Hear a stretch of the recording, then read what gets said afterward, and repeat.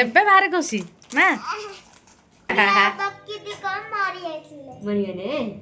ଆସୁ ଆସୁ ଆଗ କାଖ ହେଇସାରିଲାଣି ନା ବିଟୁ କିଏ ସାଙ୍ଗମାନେ ଜୟ ଜଗନ୍ନାଥ ମୋର ଆଉ ଗୋଟେ ବ୍ଲଗକୁ ଆପଣମାନଙ୍କୁ ସ୍ୱାଗତ।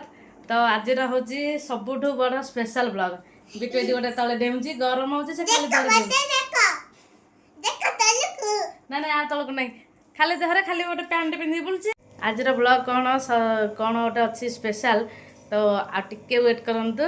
ସେ ଆସିକି ପହଞ୍ଚି ଗଲେଣି କିନ୍ତୁ ଆମ ଘରକୁ ଆସିନାହାନ୍ତି। ମୁଁ ତାଙ୍କ ସହିତ ଜମା ବି ବ୍ଲଗ କରିନି, ସେ ଆସିନାହାନ୍ତି। ଆସୁଛନ୍ତି କେତେ 1.5 ବର୍ଷ ପାଖାପାଖି ହେଇଯିବ ନା 2 ବର୍ଷ ବୋଧେ ହେଇଯିବ। ଆସିଲେ ମୁଁ ଦେଖେଇବି। ଗୋଟେ ରିଲ୍ସ କରିକି ଦେଇଥିଲି ତା ସହିତ ମୁଁ ଗୋଟେ ଥର, ଆଉ ଆଜି 2 ଜଣ ଯାକ ଆସୁଛନ୍ତି। ତ ମିଶିକି 2 ଜଣ ଯାକ ସହିତ ଆଜି ମୋର ବ୍ଲଗ ହେବ। କିଏ ଆସୁଛନ୍ତି ମୁଁ ଆଜି ଦେଖେଇବି, ଚାଲନ୍ତୁ ଟିକେ ୱେଟ୍ କରନ୍ତୁ। ସେ ଏବେ ଜଷ୍ଟ ଆସିବେ। ଏତେ ଟାଇମ୍ ୱେଟ୍ କଲା ପରେ ଏବେ ଆସିଲେଣି। ଚାଲ ଯିବା, କିଏ ଆସିଲେଣି ଦେଖିବା।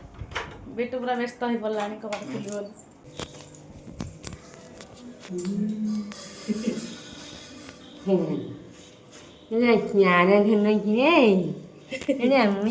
ଏଇ ଆଇ ନାତୁଣୀ ଗେଲ ହେଇଗଲେ।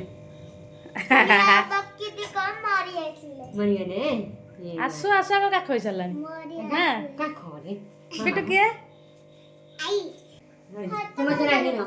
ବିଟୁର ଖୁସି ଦେଖ, ଖୁସି ଖୁସି। ହଁ ଇଆଡ଼େ ନା ଇଆଡ଼େ ଏପଟକୁ ନା, ଇଆଡ଼େ ଦେଖେ, ଇଆଡ଼େ ଦେଖେ। ଚାଲ କାଢିଲୁ, ଦେଖିଲୁ କ'ଣ ଆଣିଦେଇ ଯାଇ। ହଁ ଆଉ ସେତିକି, ଆଉ ଗୋଟେ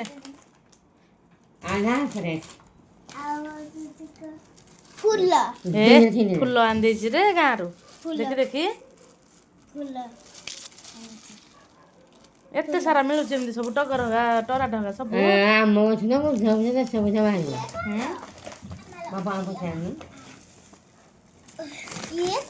ଇଏ ପିଆଜ ସନ୍ଧା। ମୋ କାମ ଟିକ ମୋ ବିଟୁ କରିଦଉଛି ନା, ମତେ ଆଉ କରିବାକୁ ପଡୁନି। କାହିଁ ଭିତରେ କାହିଁ ରଖିଲୁ? ଏବେ ଭାରି ଖୁସି ନା, ଅପେକ୍ଷା କରିଥିଲା ଆଉ କେତେବେଳେ ଯାଇ ଆସିବେ, ଆଉ ରଖେଇ ଦଉନଥିଲା ମତେ। ନା ତୁ କ'ଣ ଖାଇଛୁ କି? ନା ନା ନା ନା ନା ଦେଲା ଭଲ କି। ଏବେ ଖାଇବୁ? ହଉ ଖା। ନା ମ କୁରୁକୁରିରେ କିଛି ନାହିଁ, ଭଲ ଲାଗୁଛି। ତୁ ଖାଇଛୁ?